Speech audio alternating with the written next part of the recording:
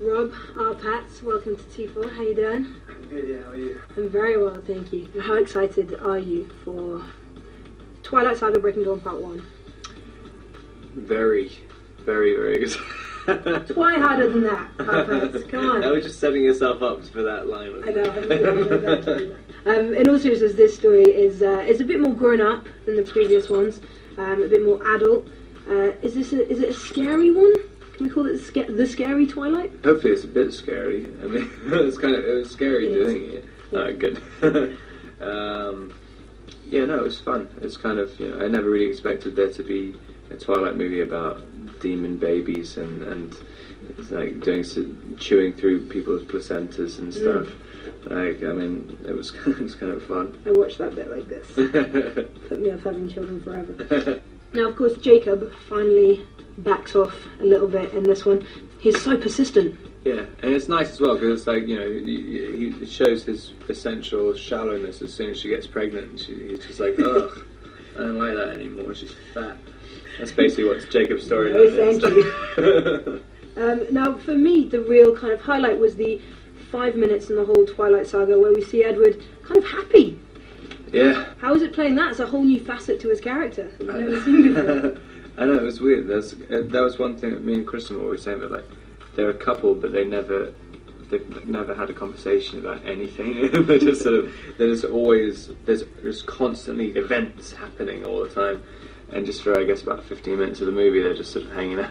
Yeah, it's amazing. It's weird. And even then, they had to do like a bunch of stuff to distract themselves. Like, let's go to a speedboat, let's go to a private island. Blah, blah, blah. It was fun, though. Let's play chess. Yeah. Do you want to go for a swim? Yeah, that sounds nice.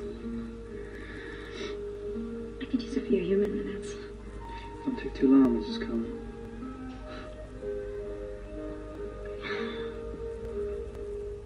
And I know a lot of the fans want to know about the Breaking Dawn love scene, where they finally consummate their love, Bella and Edward.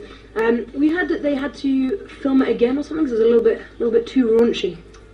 I keep making up reasons why. Like I keep saying that there was like, it was initially a threesome and stuff.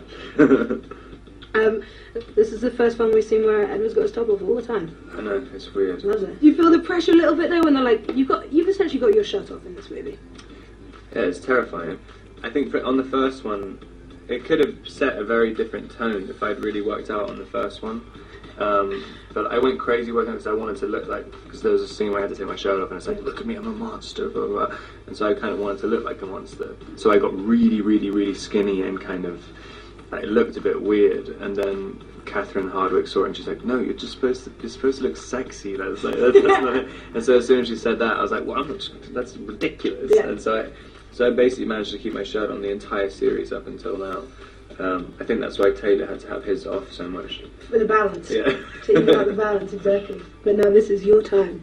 It's great news.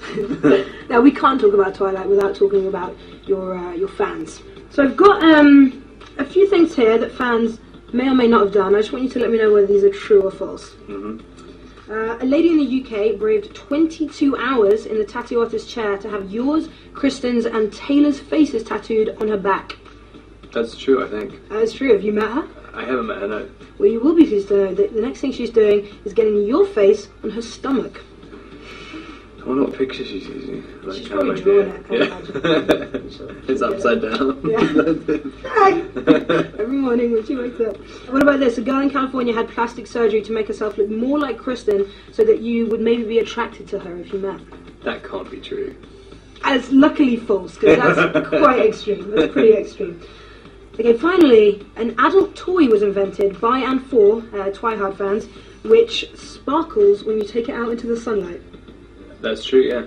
I was in Stockholm the other day and someone tried to get me to sign one and poke me in the eye. And I didn't see it coming, it almost went in my mouth.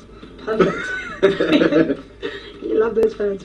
Well, best of luck with the film, and thank you so much for joining us. It was nice to meet you. Thanks a lot, nice to see you.